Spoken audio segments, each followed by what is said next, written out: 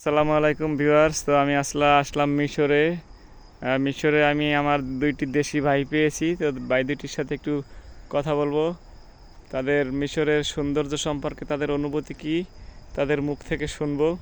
তো ভাই, লাল গেঞ্জি পরা ভাই, আপনার নাম কি ভাই? হ্যাঁ বলুন, আপনার নাম কি ভাই? আপনি আমাকে জিজ্ঞেস করছেন? জি জি জি, আপনাকেই বলছি। আপনার ও, নাম কি? আমার নাম মোহাম্মদ তুহিন। মোহাম্মদ তুহিন। তো জি, আপনি এখানে কি করেন? আমি এখানে বর্তমানে ঘুরতে আসছি। আজকে বন্ধের দিন, ছুটির দিন, সবার সাথে একসাথে বন্ধু বান্ধব ঘুরতে আসছি।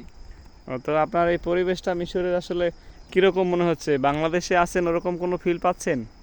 না, এই পরিবেশটা খুবই সুন্দর। গ্রামের পরিবেশ। আমাদের বাংলাদেশে গ্রামে যখন ছিলাম, গ্রামের ছোটবেলার যে পরিবেশগুলা, সেই পরিবেশের মতোই লাগে। হ্যাঁ তবে আমাদের গ্রামে দেখা গেল যে এক এক ক্ষেত বা আমরা ক্ষেত বলি বা বরিশালের ভাষায় কোলা বলি, দেখা গেল অনেক দূর দূরান্তে ছিল টিনের বাসা, টিনের ঘর বা মাটির ঘর। আর হ্যাঁ এইখানে হ্যাঁ হইলো দেখা যাইতেছে যে ক্ষেতের মাঝখানে এই ছোট ছোট দোতলা একতলা বিল্ডিং, ইটের বিল্ডিং। হ্যাঁ হ্যাঁ হ্যাঁ। তাই একটু পরিবেশটা একটু ভিন্ন লাগে। তারপরেও মানে ক্ষেতের যে পরিবেশটা সেটা প্রায় সেম সেম। কিন্তু সেম সেম। বাংলাদেশে তো এত খেজুর গাছ নাই, আর খেজুর গাছ থাকলেও এরকম খেজুর ধরে না। তো সব মিলিয়ে আপনার মিশর আসলে কিরকম লাগতেছে? আপনার নিজের কাছে কিরকম লাগতেছে? না, একদম খারাপ না, চলে, মোটামুটি আছি, ভালোই আছি, যাক, চলে, পরিবেশ ভালো আছে, যাক, মোটামুটি ভালোই মাশাল্লাহ, আছি। মাশাল্লাহ, ভালো। তো পাশে এক ভাই দাঁড়িয়ে আছে, তার নাম হচ্ছে আলিম ভাই। আলিম ভাইয়ের খবর কি আলিম ভাই?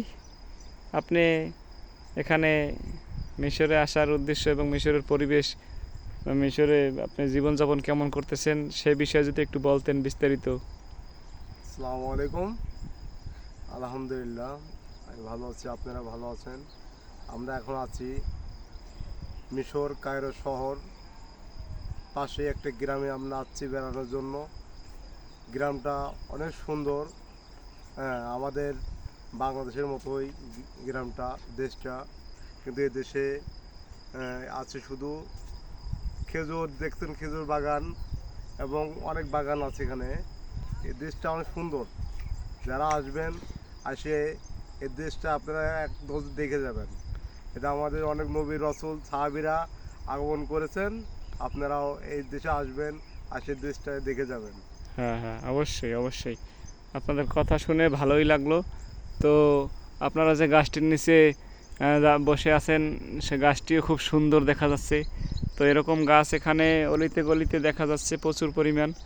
তো গাছগুলো ভালোই মানুষকে ছায়া দিয়ে থাকে। মানুষ এখানে যখন কাজ করে, এই যে আপনার এই খেতে যখন মানুষ কাজ করে, তারা যখন গরমে ক্লান্ত হয়ে যায়, তখন এসে সবাই এই গাছের নিচে এখানে বিশ্রাম নেয়। তো খুব সুন্দর পরিবেশ মিলিয়ে, সব মিলিয়ে। তো ভিউয়ার্স, দেখা হবে পরের নতুন কোনো ভিডিওতে।